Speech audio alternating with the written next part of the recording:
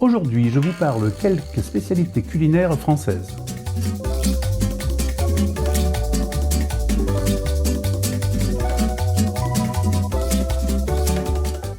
S'il y a bien une spécialité qui fait penser directement à la France, c'est la baguette. D'ailleurs, les Belges appellent ça le pain français. Ce pain à la mie moelleuse et à la croûte craquante fait généralement 4 à 6 cm de large, 3 à 5 de haut, pour à peu près 65 cm et 250 g. Mais tout ça, on le sait déjà. Ce que l'on sait moins, en revanche, c'est son origine. Il existe plusieurs théories quant à son invention. Une attribuerait le mérite au boulanger de Napoléon. Sa forme longue en faisait un pain plus facile à transporter pour les soldats que les grosses miches d'antan. Une autre théorie raconte que dans les années 20, une loi interdisait aux boulangers de travailler entre 22h et 4h du matin. La forme longue et fine de la baguette permettait un temps de levage et un temps de cuisson beaucoup plus rapide que pour une miche. On entend beaucoup aussi la théorie de la construction du métro de Paris. L'ingénieur Bienvenu, qui supervisait les travaux de construction, avait des problèmes avec ses ouvriers. On déplorait énormément de disputes et de bagarres entre des ouvriers de différentes origines. Les Bretons et les Auvergnats se mettaient sur la gueule à tout bout de champ. Et comme les gros pains de l'époque devaient se couper au couteau, ils avaient tous un couteau sur eux en cas de fringale. Sauf que qui dit bagarre et couteau dit aussi problème dramatique. La baston finissait souvent très mal. Il aura donc été demandé au boulanger de Paris de fabriquer du pain que l'on puisse rompre à la main sans avoir besoin de couteau, d'où la baguette. Mais l'historien Stéphane Kaplan pense que toutes ces histoires ne sont que des légendes. De son côté, il pense plus à une évolution naturelle de la demande urbaine. Les gens ont commencé à préférer le pain frais, quitte à en acheter plusieurs fois par jour. Faites fondre du beurre, rajoutez le sucre, puis, lorsque vous obtenez un caramel, placez les pommes. Et voilà, je me suis encore gouré. J'ai oublié la pâte. À la fin du 19e siècle, les sœurs Tatin sont hôtelières à la Motte-Beuvron. L'hôtel Tatin se situe face à la gare. Ce matin-là, un dimanche d'ouverture de chasse, Stéphanie, une sœur Tatin, prépare un gâteau aux pommes. Mais elle a l'esprit ailleurs et oublie, tout comme moi tout à l'heure, la pâte. Foutu pour foutu, elle la rajoute en cours de cuisson. Et elle couvre sa préparation avec la pâte. Après cuisson, elle retourne son dessert pour le servir. Les clients ont été ravis. Ils ont adoré. Et c'est ainsi qu'est née la tarte Tatin. Si je vous dis 400 g de farine, 300 g de beurre demi-sel, 300 g de sucre, vous me dites cholestérol. Eh bien moi, je vous dis Queen Amman. Ce gâteau breton est composé de 40% de pâte à pain, 30% de sucre et 30% de beurre demi-sel. Cette pâte est repliée en feuilletage et part 1 heure à 160 degrés au four.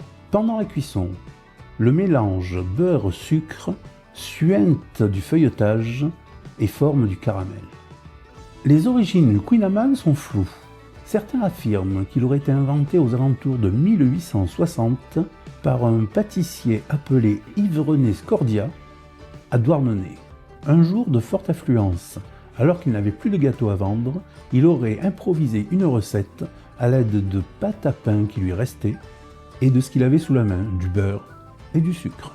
D'autres racontent qu'il a été inventé par Henri Postic, boulanger à Scaire, une commune du Finistère.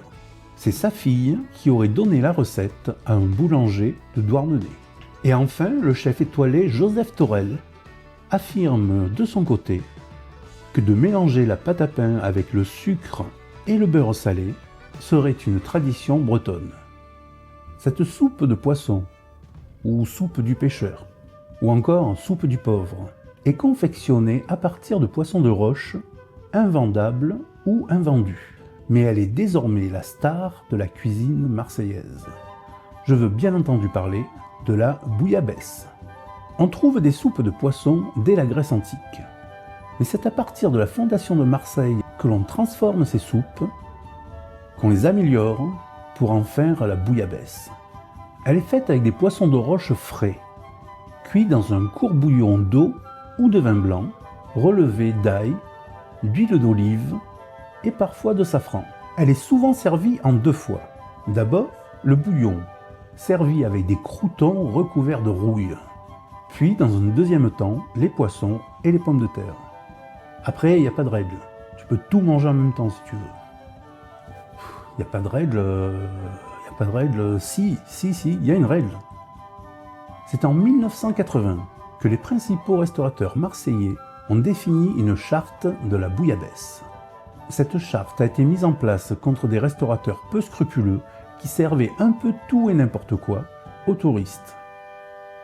Notre prochain plat est une spécialité du Sud-Ouest qui fait péter. D'après la légende, le cassoulet aurait été inventé à Castelnaudary durant la guerre de Cent Ans, 1337-1453. C'était pas des flèches. Bref, pendant le siège de Castelnaudary par les Anglais, les assiégés ont mis en commun tout ce qui leur restait de vivre, ont laissé mijoter ça un moment, et en est sorti le cassoulet. Les Chauriens, les habitants de Castelnaudary, ainsi ravigotés, ont mis la pâtée aux Anglais. La légende du cassoulet était née. Sauf que, s'il est vrai que Castelnaudary a bien été malmené par les Anglais pendant la guerre de Cent Ans, les haricots blancs sont originaires d'Amérique du Sud et ont été introduits en France qu'à partir du XVIe siècle. Donc, ce n'est pas possible. Le cassoulet n'a pas pu être inventé à Castelnaudary durant la guerre de Cent Ans. En tout cas, pas la recette que l'on connaît aujourd'hui. C'était certainement des fèves ou des mougettes. Mais pas des haricots blancs. Mais un ragoût de viande de porc, avec des légumineuses. Bien, ça remonte pas à hier, quoi. Ça remonte à la Rome antique. Romantique, en 2 mots. Le guide Michelin est un guide gastronomique bien célèbre. Il a été lancé au début du XXe siècle par les pneus Michelin. La légende raconte qu'ils sont à l'initiative de ce guide pour inciter le tourisme à vélo. Qui dit plus de trajets à vélo, dit plus de pneus vendus. Il a été créé en 1900 et tiré à 35 000 exemplaires. Un pneu acheté, un guide offert. Alors que jusqu'en 1908, le guide contenait des encarts publicitaires, Michelin annonce que les prochaines éditions seront éditées sans réclame. À partir de 1920, le guide n'est plus offert, il est vendu. André Michelin s'était aperçu que certains grossistes s'en servaient pour caler des établis. En 1926, le guide Michelin commence à attribuer des étoiles de bonne table. À partir de 1931, les établissements sont classés en 3 catégories. 1 étoile, 2 étoiles, 3 étoiles. En 1944, l'occupant allemand détruit ou démonte toutes les signalisations sur les routes. En prévision du débarquement, l'état-major allié et Michelin s'entendent. Le guide sera cette année-là imprimé aux États-Unis et distribué à chaque officier. En effet, le guide comprenait des cartes détaillées de toute la France. Merci d'avoir regardé la vidéo. N'oubliez pas de liker et de partager. Et je vous dis à lundi.